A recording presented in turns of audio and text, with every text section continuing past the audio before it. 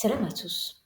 Et si tout ce qu'on vous avait appris était un mensonge? Depuis quelques années, une idée que l'on croyait enterrée depuis des siècles fait un retour fracassant. La Terre serait un disque stationnaire, protégé par un dôme, au centre d'un univers miniature. Pour ses partisans, les photos de la NASA sont des trucages et la science moderne une vaste conspiration. Mais au-delà des débats entre youtubeurs et scientifiques, une question passionne des millions de croyants. Que dit réellement le texte sacré? Le Coran soutient-il ce modèle archaïque ou valide-t-il, avec des siècles d'avance, la cosmologie moderne? Préparez-vous, car les mots que nous allons analyser vont bousculer bien des certitudes. Le modèle de la Terre plate repose sur des piliers audacieux. Un soleil tout petit et très proche, une Antarctique qui ne serait pas un continent mais un mur de glace entourant le monde, et surtout l'absence totale de gravité. Pour que ce modèle tienne, il faut rejeter la tectonique des plaques, l'expansion de l'univers et même la physique de la lumière. Pourtant, le Coran nous invite à une observation bien plus profonde. Regardons le verset 3 de la sourate 67. Tu ne vois aucune incohérence dans la création du tout miséricordieux. Regarde de nouveau. Y vois-tu une faille? Le Coran décrit un univers si vaste qu'à force de l'observer, la vue nous revient humiliée et épuisée. Cette immensité est-elle compatible avec un petit dôme de quelques milliers de kilomètres? L'un des indices les plus fascinants se trouve dans la sourate 39, verset 5. Dieu dit qu'il enroule la nuit sur le jour et le jour sur la nuit.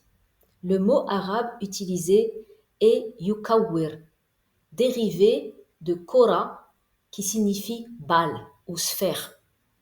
On n'enroule pas quelque chose sur une surface plane.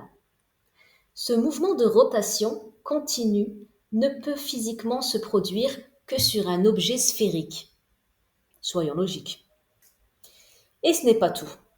La sourate 21 précise que la nuit, le jour, le soleil et la lune voguent chacun dans une orbite. Une orbite. Si la Terre était plate et stationnaire, comment le jour et la nuit pourraient-ils avoir une orbite? Cela implique que l'objet qui porte ces phénomènes, la Terre, est elle-même en mouvement orbital. Il faut être encore une fois logique. Les platistes nient la gravité. Pourtant, la sourate 22 mentionne que Dieu retient le ciel pour l'empêcher de tomber sur la terre. Qu'est-ce qui maintient les corps célestes à leur place, sinon cette force invisible que nous appelons la gravité?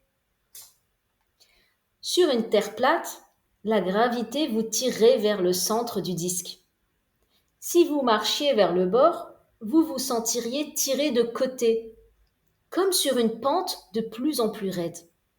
Pourrait-on alors percer la terre? Le Coran 55, verset 33, nous met au défi de pénétrer les régions des cieux et de la terre. L'homme n'a creusé que 12 kilomètres dans l'écorce terrestre avant que la chaleur ne l'arrête. C'est dérisoire face aux 6300 kilomètres de rayon d'une sphère, mais cohérent avec l'idée des couches impénétrables décrites par le Créateur. Enfin, il y a une preuve visuelle simple, le coucher du soleil. Sur une terre plate, le soleil devrait simplement s'éloigner et rétrécir jusqu'à disparaître. Mais ce que nous voyons, c'est un soleil qui garde sa taille et qui plonge sous l'horizon. Saviez-vous qu'au sommet de la Burj Khalifa à Dubaï, on voit le soleil se coucher 2 minutes plus tard qu'au rez-de-chaussée? Cette différence de temps n'est possible que grâce à la courbure de la Terre. Plus on est haut, plus on voit loin par-dessus la courbe.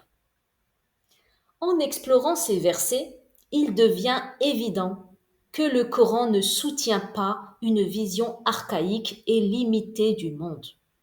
Au contraire, il décrit la Terre en mouvement, la Terre sphérique au sein d'un univers en expansion constante. La foi n'est pas l'ennemi de la raison. Elle est l'étincelle qui nous pousse à explorer la complexité de la création. Le modèle de la Terre plate n'est pas seulement une erreur scientifique, c'est, selon ces textes, une sous-estimation de la puissance du Créateur. Ne placez jamais les théories des hommes au-dessus des signes évidents de l'univers. Regardez le ciel, observez l'horizon et laissez la vérité se dévoiler d'elle-même. Cherchez la connaissance, car elle est la lumière de l'âme. Selem.